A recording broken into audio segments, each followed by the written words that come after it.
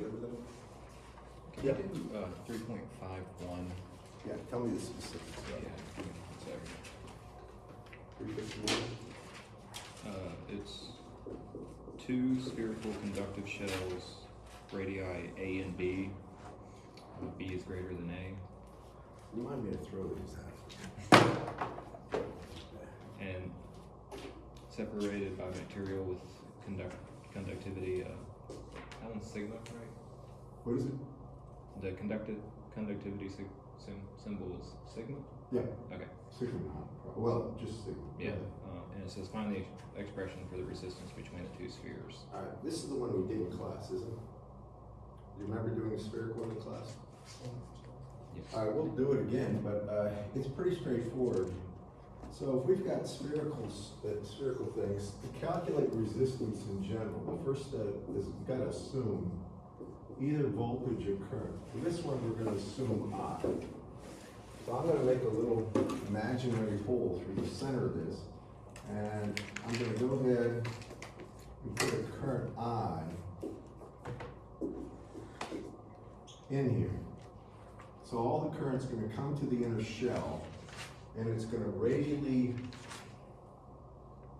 be radially distributed and move in this direction out to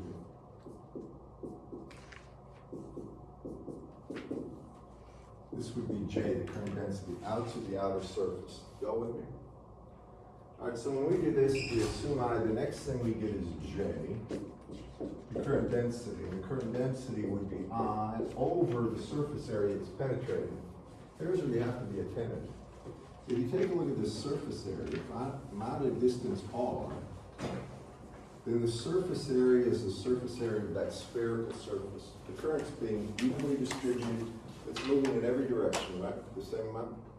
So what is the surface area of a sphere? You have to know this. Of a sphere, surface area.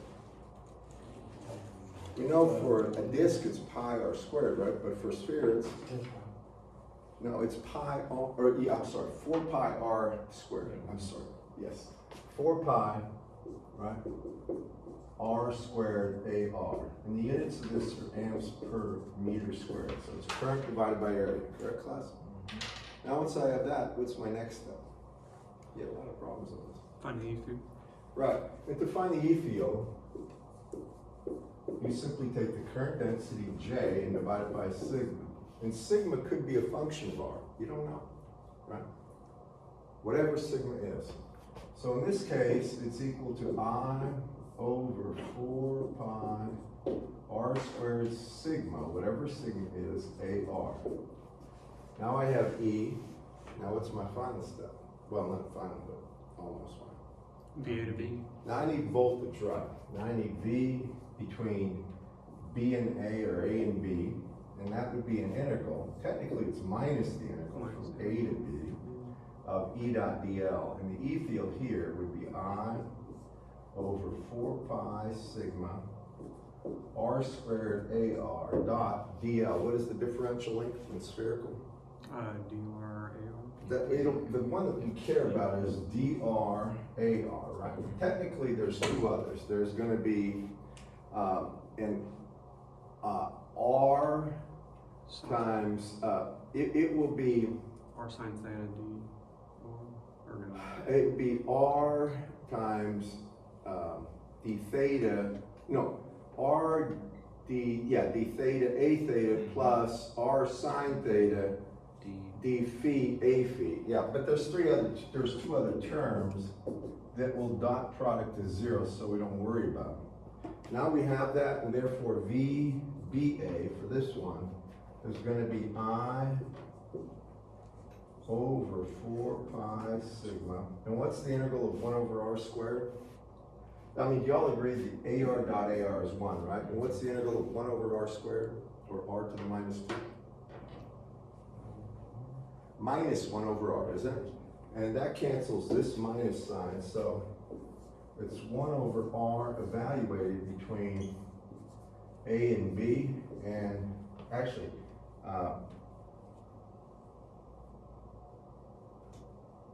it would end up being a minus there, so it's gonna be, it'll always be positive. I over 4 pi sigma, and these have to be reversed. So I have 1 over A minus 1 over B. All right, that's the voltage finally. How do I get the resistance between A and B, or B and A? Yeah, it'd be over last one. Now I take V and divide it by I, right?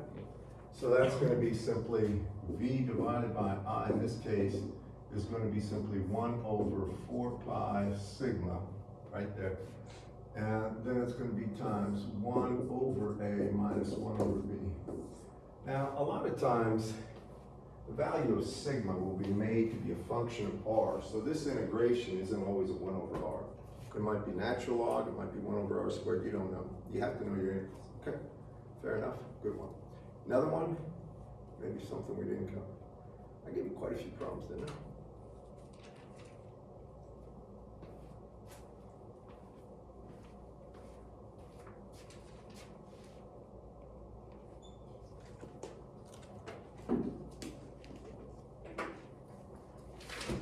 I mean, I don't know how many I gave you, but I gave you several different kinds of problems too. I gave you spherical problems, I gave you cylinders, I gave you, I think I gave you linear stuff too.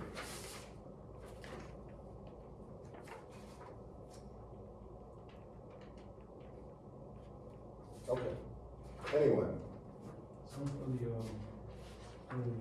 electric field, you didn't cancel out like the R squared and stuff, so like. well, you integrate 1 over R squared, right? I don't talk about above that, the electric field, What's that?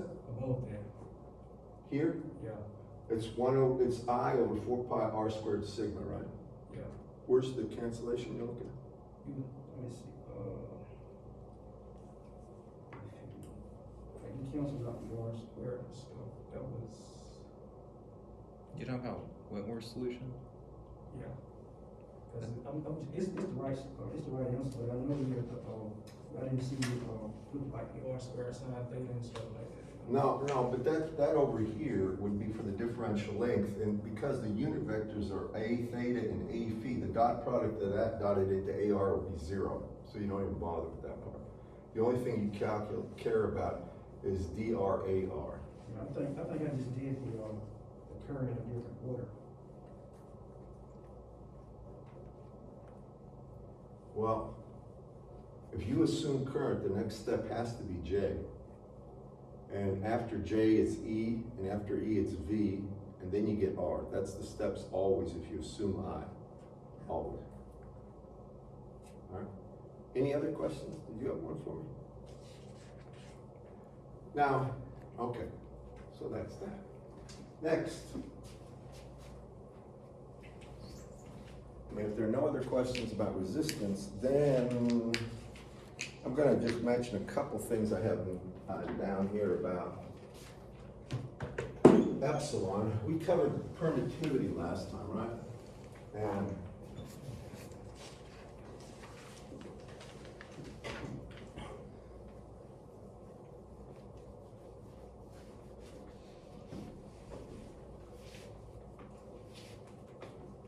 so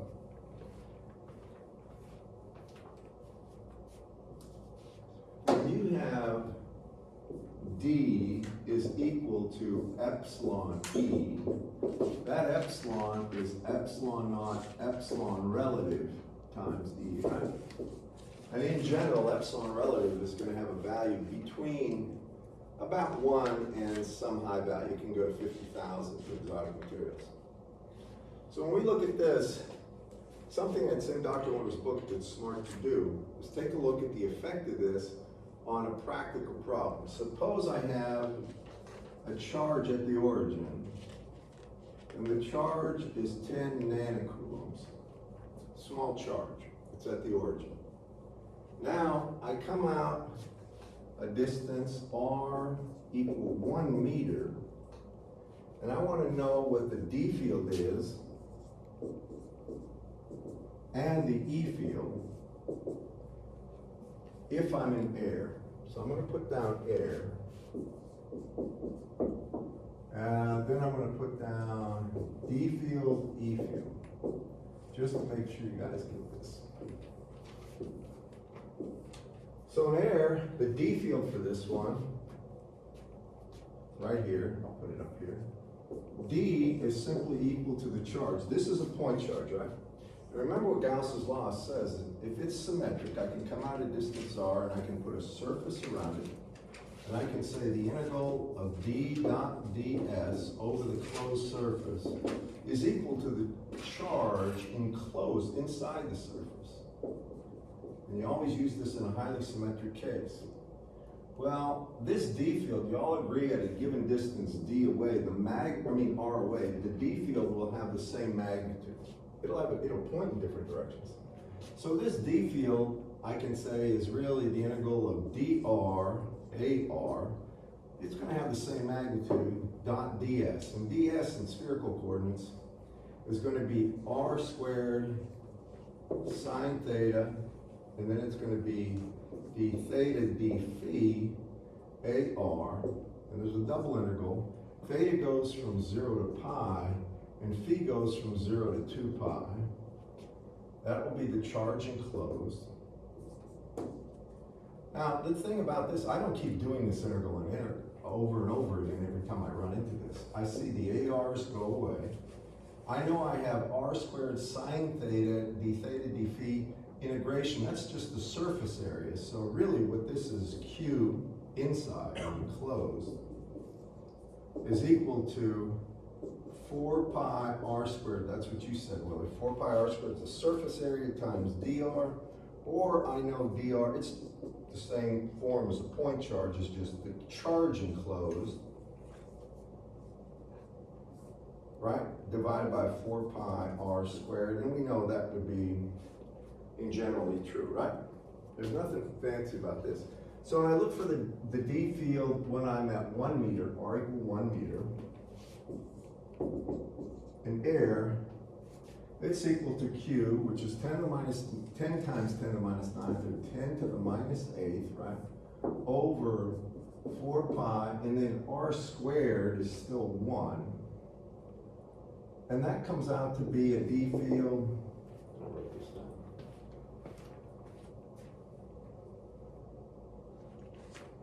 of 0.8 nanocoulombs per meter squared.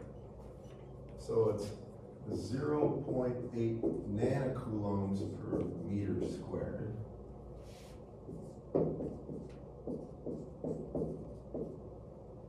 Now for the E field, well, I know the E field right there would be the D field divided by epsilon, right? Correct, class? All right, well, when I'm in free space, it's epsilon naught, correct? So when I take D in free space, which is 0.8 nanocoulombs per meter squared times 10 to the minus 9, and I divide this by epsilon naught. Epsilon naught can be rendered as 1 over 36 pi times 10 to the minus 9. I can see the 10 to the minus 9's cancel, and I end up with 36 pi times 0.8. And 36 pi times 0.8 right here will be 90 volts per meter, and you can check. So this is 90 volts per meter. Okay, that's when it was just a charge centered at the origin in air. Agreed, everyone? Now, what happens when I go from air to water? And I make it distilled water. So I have H2O, and here epsilon relative equals 81.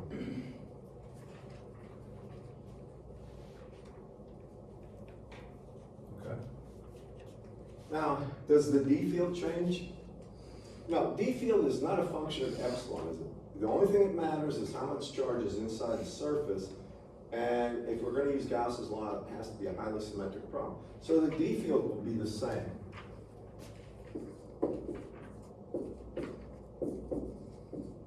But what about the E field? Well, the E field will be equal to when I have water, right? That's gonna be the D field, and it'll be divided by not only epsilon naught, but epsilon relative, correct? And epsilon relative is 81, therefore it's gonna be this divided by 81. And I think that's 1.1 volts. You can check me, 1.1 volts per meter. So the E field goes way down. When I'm in water. And that's something you should know.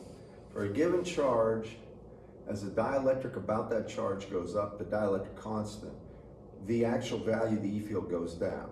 Now,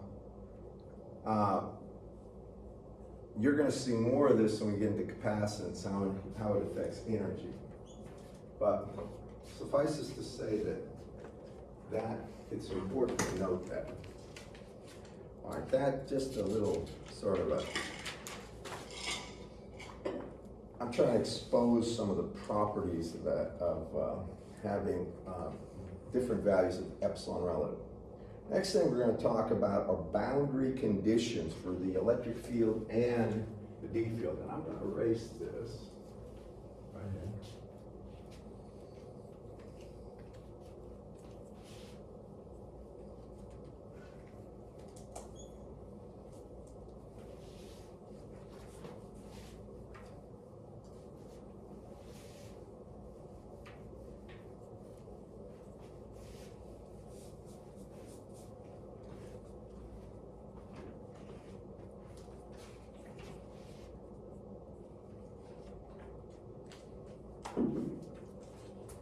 And you've had this before in physics, but this is the classic way. These are boundary conditions.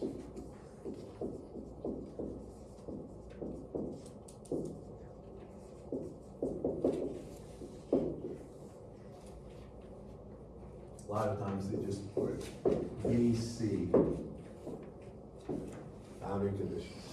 So now we're taking a look at what the electric field and D field do at the surface.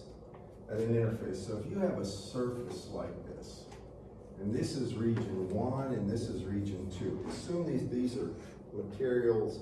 Actually, let me make it a planar surface, it'll be easier to see. This surface right here just represents a demarcation, could be between air and polystyrene, it could be between mica and air, anything like that. So you have one surface here, one surface here. Now, there's two things we always worry about. We look at the E field that's tangent to the surface. The word tangent means that it runs parallel to. And I'm just gonna mention this to the class so that everybody understands this. If I had an electric field like this, all right? Doesn't matter what coordinate system I'm in, and the angle was theta here. The projection into the plane would be called the tangent field. Y'all with me on that? The projection perpendicular to it right here would be called the normal field. And if you look at this, E tangent here would be equal to the magnitude of the total E field simply times the cosine of the angle theta, correct class? What about the magnitude of E normal? What would it be?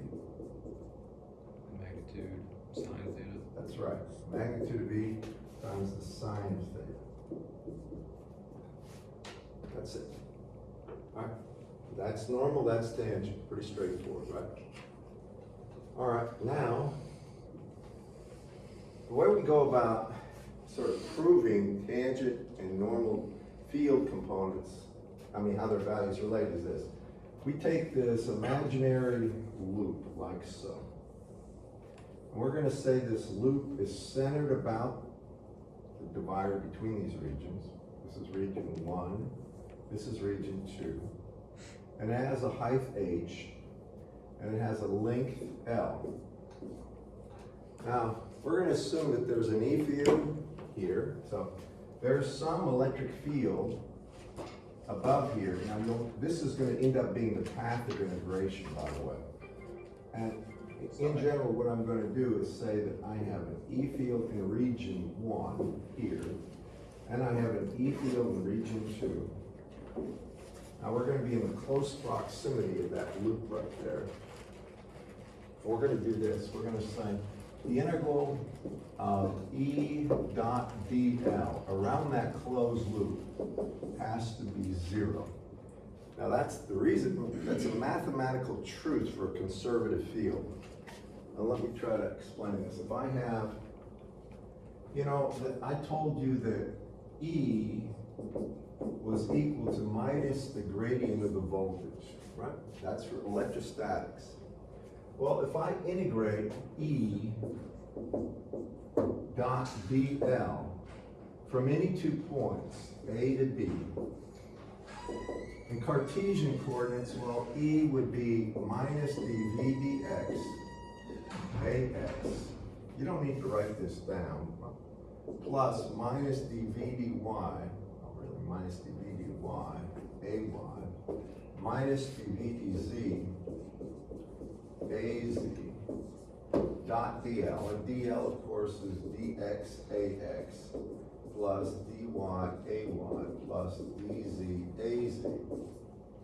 You go through and do these dot products, you're gonna say you get dv dx, or just dv, then you get dv dy times dy, or just d, you get minus dv dy minus dv dz. In the end, what happens is you're just going to get the voltage at point B minus the voltage at point A. And that would be equal to VBA.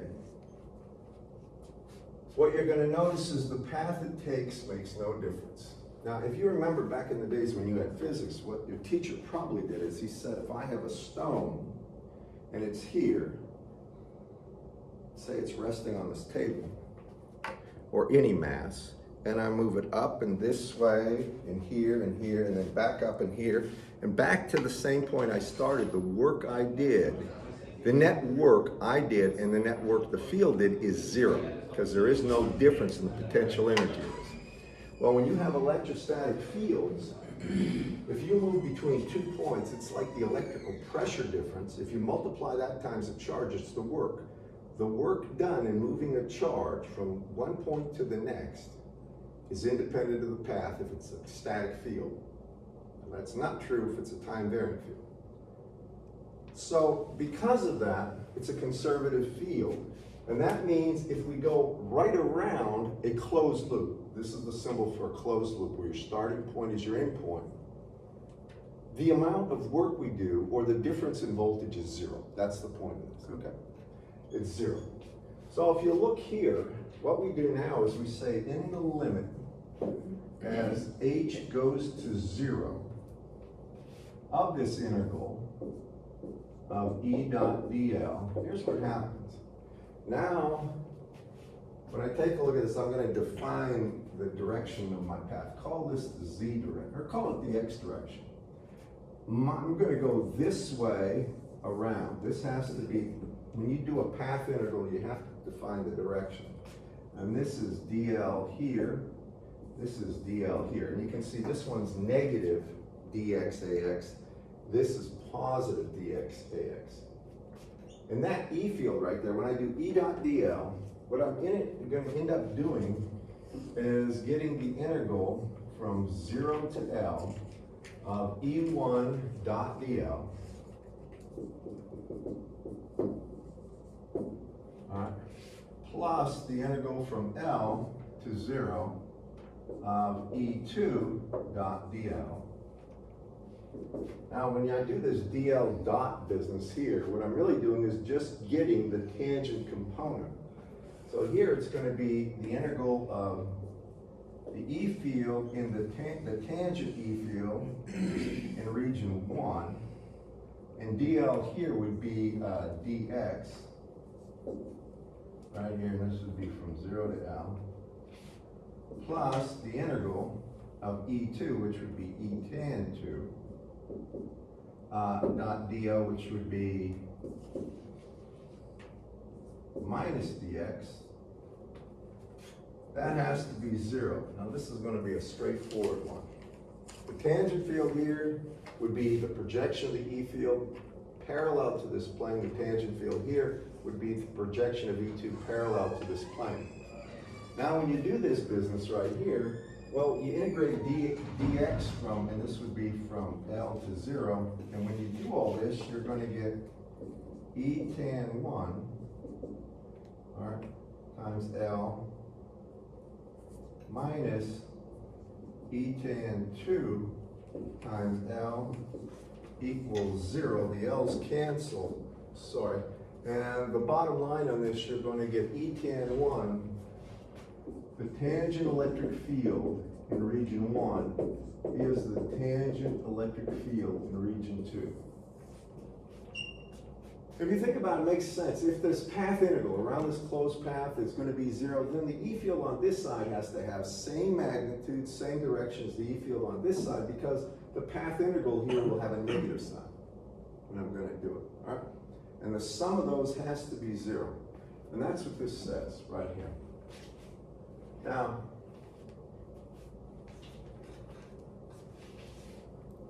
and that's always true. Any two structures you have, the tangent field on one side, the electric field is the tangent field on the other. Now you can just as well say, well, if E tan 1 is equal to E tan 2, what people will do, remember the tangent field is just below that part where it demarcates, just below where the change in surface. What some people will say, well, doesn't that mean that D tan 1 is D tan 2? Because you know that E is epsilon naught, epsilon relative, right? I mean, D is epsilon naught, epsilon relative times E. So E is D over epsilon. And therefore the tangent D field is not the same. This is an important point. But when we talk about the normal D field, this is nice. Now we come over here, we can say,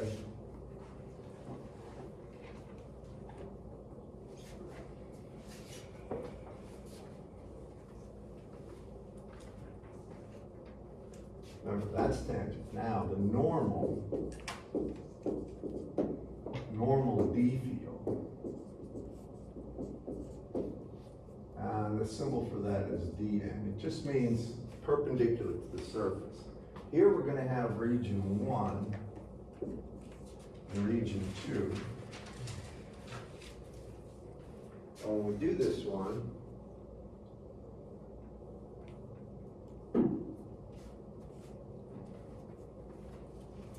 what we end up doing is here, we're going to create a little cylinder. And the cylinder is going to have, it's going to extend between the upper and lower portions. And it's going to have an area of A on the cap, and it's going to have a height H. And it'll extend the same region above as below. Can you all imagine that? Think of a little pillbox, or you know, one of these small little cylindrical packages you get. Things that like face cream or shoe polisher and stuff like that.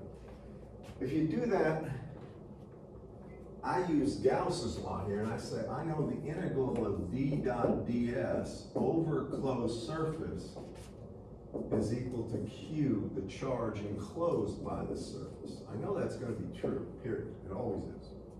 So, when I do this,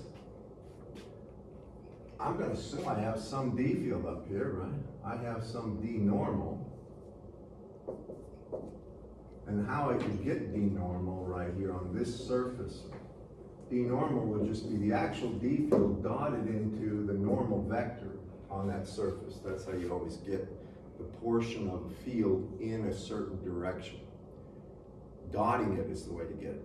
It's really taking the cosine between the pointing direction of the normal and the D field and multiplying it by the magnitude of the D field. Well, there's a D field here. It's the D field in region 1 normal. There's also a D field in region 2. And this is shown in Whitmer's book. Let me tell you where it is. This stuff.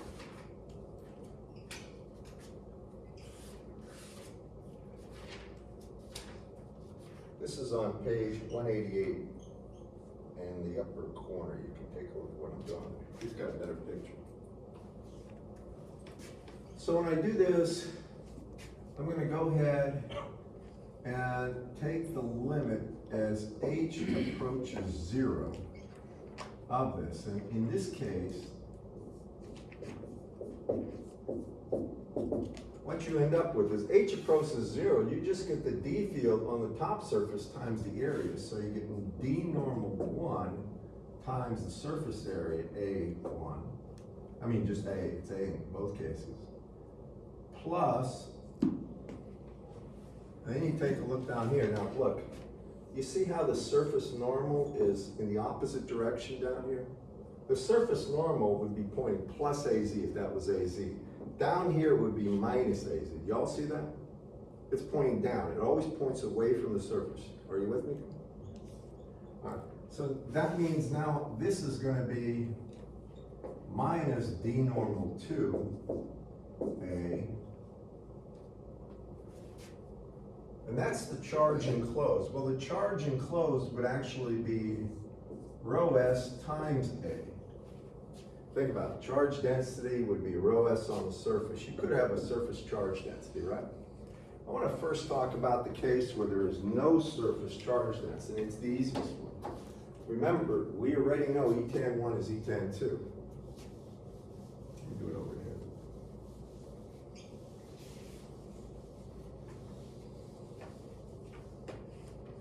So now,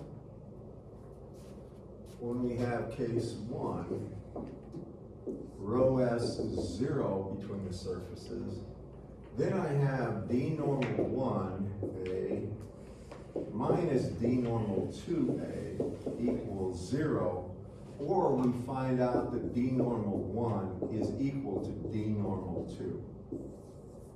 Now that will be the general case. The d field on one side, d normal 1 is d normal 2 if the surface charge density is 0. Do y'all follow me on that?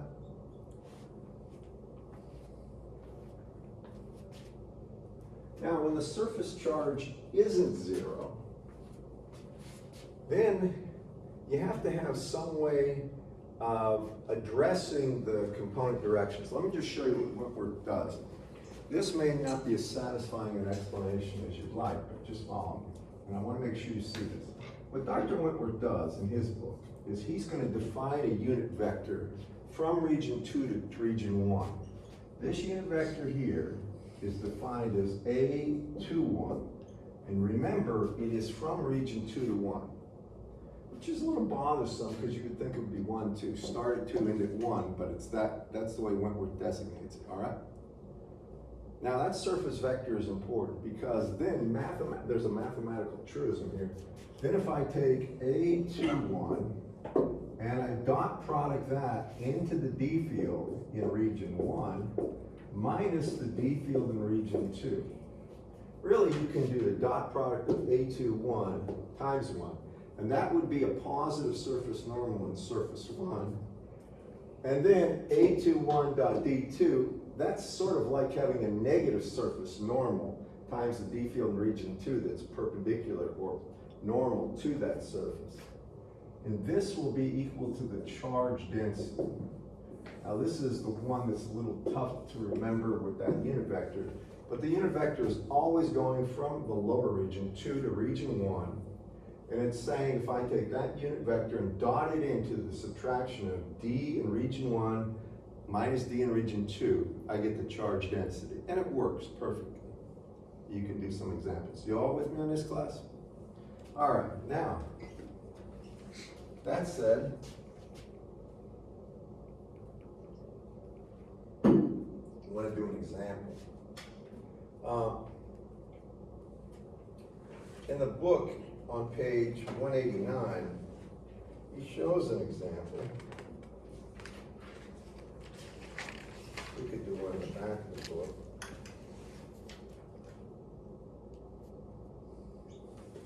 We'll just draw this up here. We can adjust this if we want to. Doing examples, I think, is useful when you've got some theoretical concept you're trying to appreciate.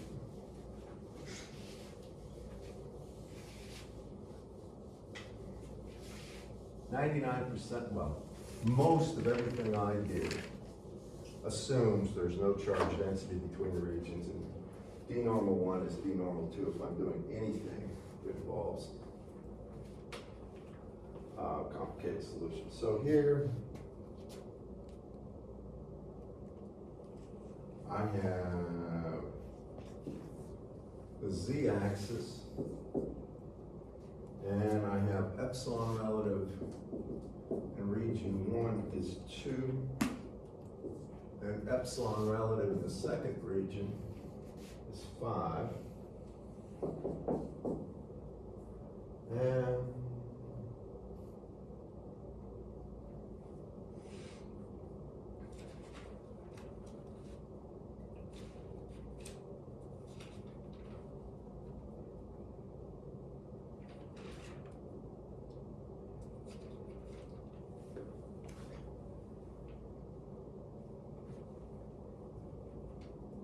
he says E field in region 1 here.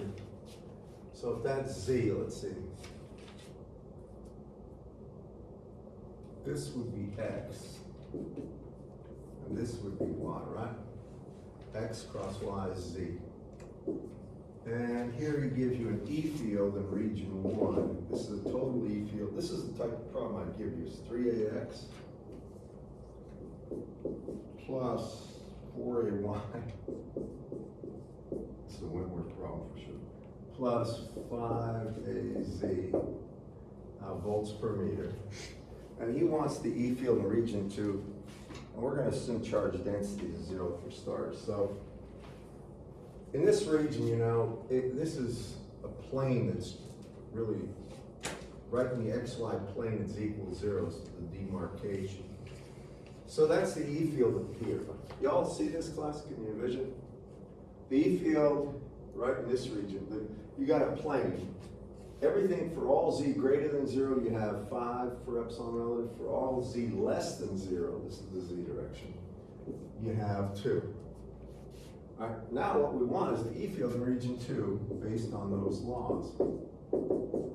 Are you with me, everyone?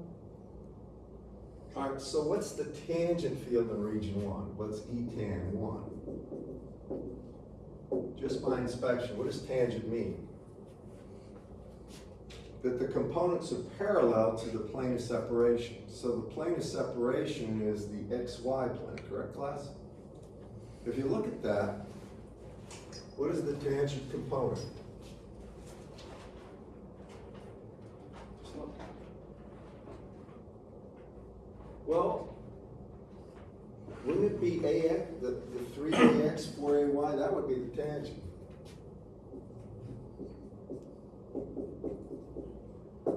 And that, therefore, what is the perpendicular or the normal component in region 1? Y'all understand what I'm asking? It's a very quiet class. I've never seen anything like this. The normal would be the perpendicular. Go ahead, Willie. Z component. Sure, it would be 5AZ, right? Now, what does the law say?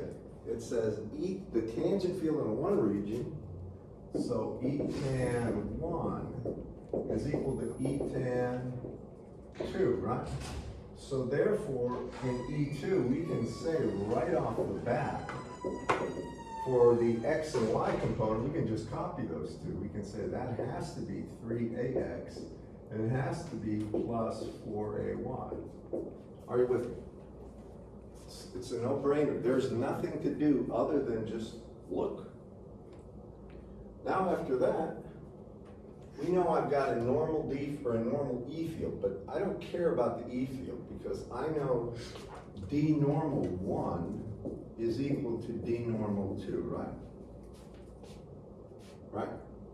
The normal component of the D field is the same. So what's the normal component of the D field in region 1? This is the normal component of the E field, right? What's the relationship between E and D? D is equal to epsilon E, correct, class? Right? All right, so therefore, if I have the E field, I want the D field, I should say, yeah, if I have the E field, which I do, and I want the D field, I have to multiply by epsilon. So that means when I look over here, now I'm gonna do D normal 1 is equal to D normal 2. D normal in region 1 is 5 AZ, so I have 5 volts per meter. Then it's times epsilon, and epsilon is gonna be epsilon relative, which is 2 times epsilon naught. That's the D field in region 1. Now the D field in region 2 would be what? It would be epsilon in region 2, or it'd be epsilon naught times 5, right? Times the E field in the Z direction in region 2. Y'all agree with this? I'm just trying to show you the obvious if you think about it. So in this case, what happens? The epsilons cancel for starters. Do you agree with that? All right, now what happens? Now I need EZ2, so I divide by 5, correct? And that means EZ2 is simply 2. So it would be plus 2AZ. That's if there's no charge density. In his book, I don't know if he has it. But in his book,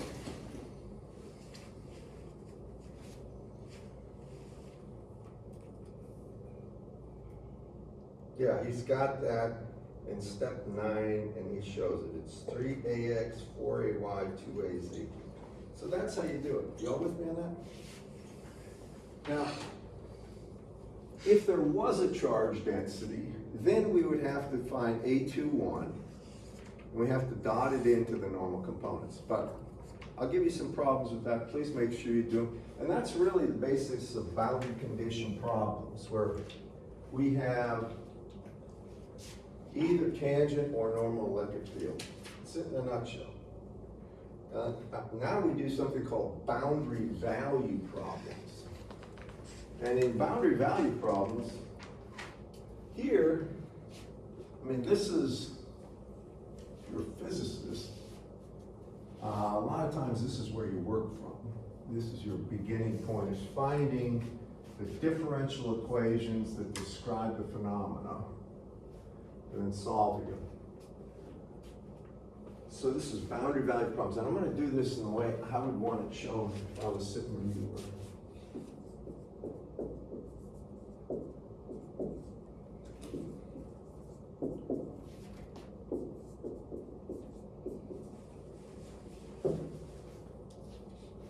So for this one, we're going to start by saying the goal here is to find differential equations that describe the relationship between charge and voltage, okay? So when we're doing that, I start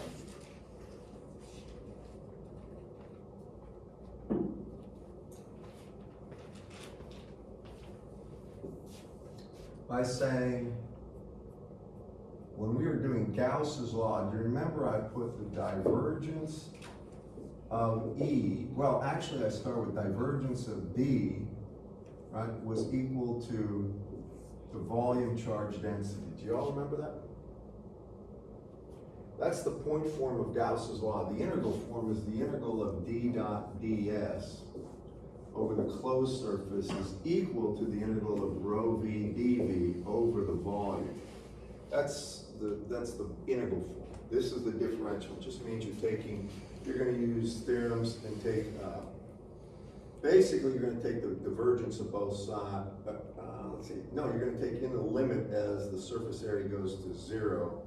You get the definition of divergence. So if I have this, next thing I'm going to do is I know that D is equal to epsilon E, and therefore divergence of, now I substitute in for E, epsilon E is equal to rho V. Now we're going to assume epsilon is constant, not something that varies spatially. So that means divergence of E is equal to rho V over epsilon. Y'all with me on this?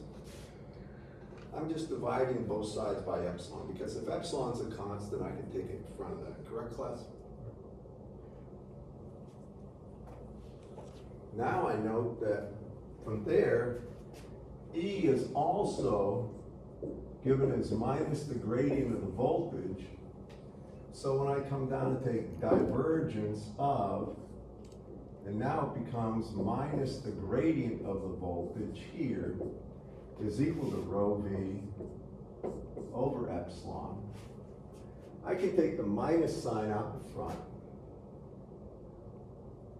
and put it over here. Just multiply by -1, doesn't matter.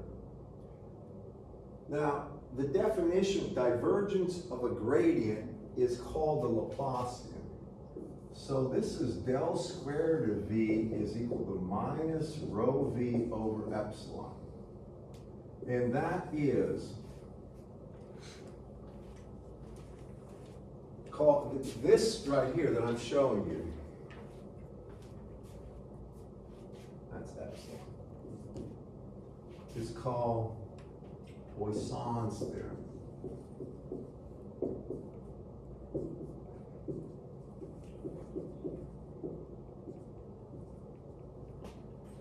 And then there's the Laplace equation. Really, it's not theorem, it's Poisson's equation, pardon me.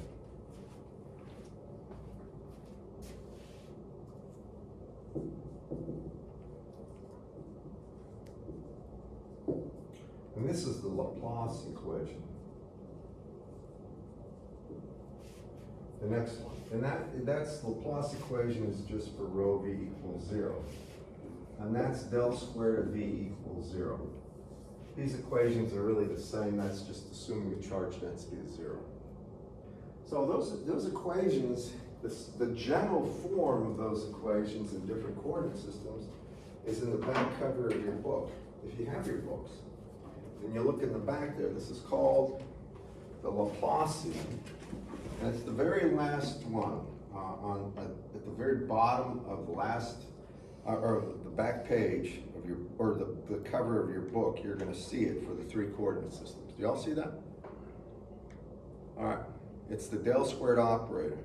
It's a little different in spherical and cylindrical, but if you look at Cartesian, it's just a double derivative, and x, y, and z operating on V. You'll notice it's a scalar too. There is a vector Laplacian that Dr. Wentworth's book doesn't have, and that means you would take the E field and take a del squared operator on, and it is different than this. I'm just gonna warn you about that. It's a little more complicated. But that's the general form. So, now, what do we do with that? Well, we solve equations. So let me show you how this is done. Now, you remember, y'all had differential equations, right? One of the things you found out was when you had a differential equation and you were solving it, if you did it the classical way, you found the general solution, and then you applied the boundary conditions of the problem to find the specific solution, didn't you? And in engineering, we do that all the time. We solve the governing physical equations, the physics, and then we apply the boundary conditions to find the exact solution, then we manipulate that as needed. So I'm gonna do a couple of these that are classic. The first is the case if I have spheres. Suppose I have 2 spheres, and the first one is at radius A, and they're concentric, and the second one has a radius B here. And the inner sphere has a voltage of V naught on it, and the outer sphere is grounded, or V equals 0 potential there. So that's a spherical capacitor, you might say. You got a charge, right? You've got a voltage, therefore you have a charge, correct, class? If I was looking for, well, we'll get to capacitance in a bit, but if I have this, let's assume it's got a vacuum, or it's got simply epsilon naught between it. We could put air there if we want it. No volume charge density at all. And what I want to know is a solution for the voltage as a function of radial distance. So I wanna say, if I've got V naught on the inner surface, if I come out any distance R away, I wanna know what the voltage is. Do y'all follow me? And it's spherically symmetric, correct? So now, I go to spherical coordinates. How many have your book here? 1, 2, well, you've got those. You can look at mine a little. If you look at the back cover down here, we're in spherical coordinates. So in spherical coordinates, the del squared of V will be equal to 0 because there's no charge density between these plates. And you don't actually worry about the solution right at the surfaces. It's in between the surfaces. There's no charge density. So when you look in spherical coordinates, this is 1 over r squared, and then it's d dr, right? Of r squared dv dr. There's another way of writing this. Then there are a couple other terms. There's plus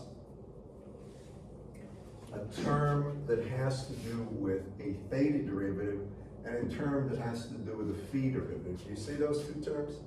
Now, there is no change of v with phi. At a given distance r, it doesn't change with phi, and it doesn't change with theta, so I don't even bother writing those, because I know they're going to be 0. Okay? I just care about this, and that's equal to 0. That's the beginning point. Everybody with me here? Now, after that, the next thing, I gotta find the general solution for this. So how would you find it? Remember, these are things that you should be very familiar with as electrical engineers when you graduate. These things should be automatic, like, I don't know, the integral of x dx kind of thing. Well, if I'm gonna solve this thing, it's a differential equation, right? How about the first thing I do, I multiply both sides by r squared. You see how it goes away then? Right? If I multiply by, because I had a 1, now I get this equation, right? Correct? Now I multiply both, if you take a look at this, just for a second, it's d dr something. Think about this. If I have d theta dr equals 0, then if I integrate d theta dr here, all right, I get theta is equal to some constant C1, don't I? Because if you have a constant, the derivative of a constant is 0, right? You integrate this with respect to r, you're going to get theta is just equal to a constant, correct, class? So I integrate both sides. And when I integrate the first time, now I get a constant C1. You all agree with that? I had DDR on that side, so if I integrate that, I get a constant C1. What's my next step? Don't I have to divide by r squared? Right, because I got r squared there. So now I divide by r squared.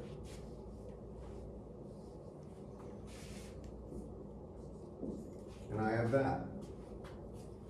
And now what do I do? With the dr rule.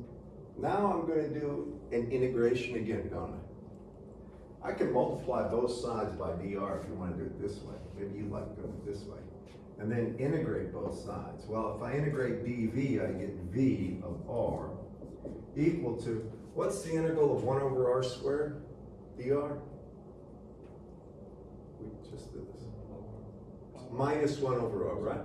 Yeah, sure. So it's minus C1 over R, but plus C2. The reason I have to add C2 is because it's indefinite. There are no limits. So you add a constant.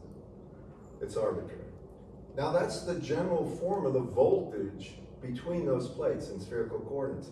And when you think about it, what's the general form of the voltage we found from a point charge? It varies as 1 over R, doesn't it? It's Q over 4 pi epsilon R. So in fact, that's it.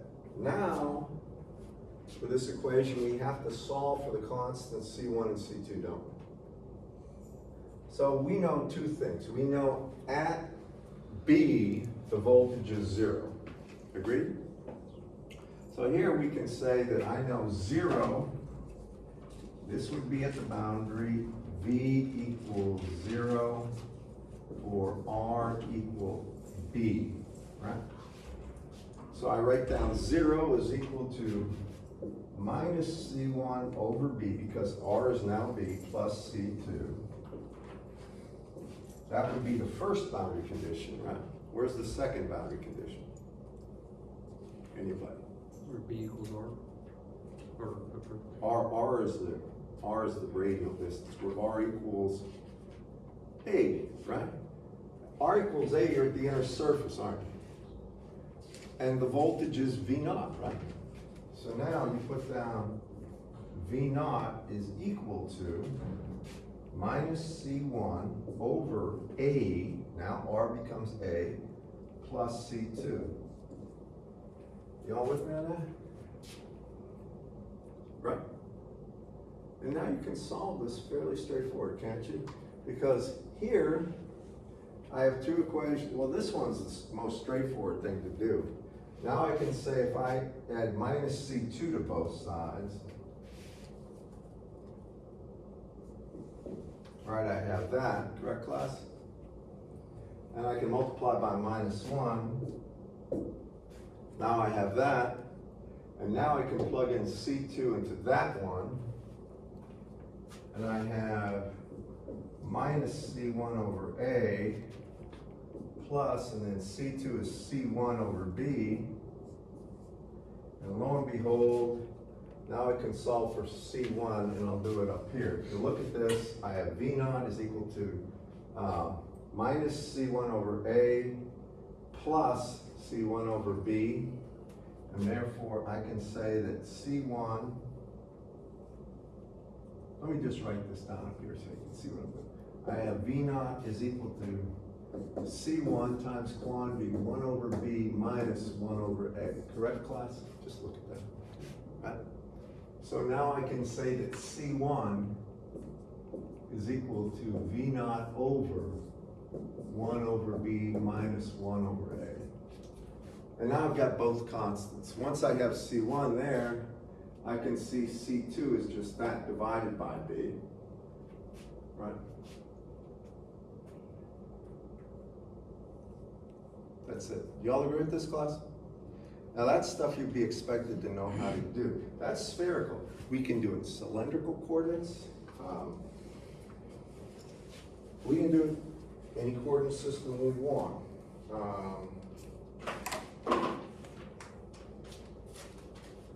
I was gonna do capacitance, but I think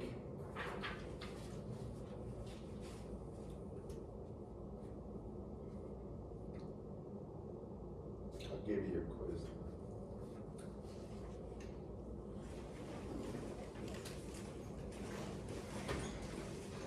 This is take everything off